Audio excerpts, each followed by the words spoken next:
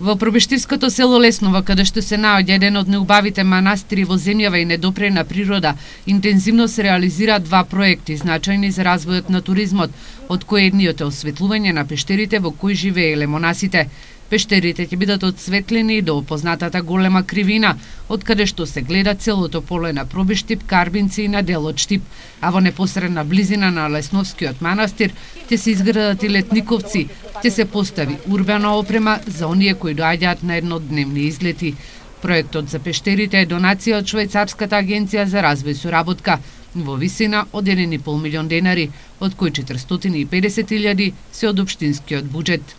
Тоа е еден проект кој што е многу убав проект, осветлување на пештерите кои што ги има во многу голем број овде во Лесново, и во тие пештери се одвивале во далечното минато многу активности.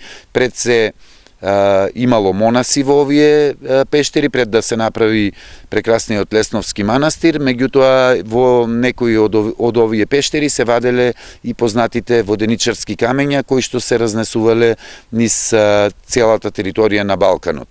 Легендата говори дека во овие пештери живееле Свети Гаврило Лесновски, Свети Прохорпчински, Свети Јоаким Осоговски и Свети Јован Рилски. Еден ден одлучиле да заминат за да ја шират верата меѓу луѓето.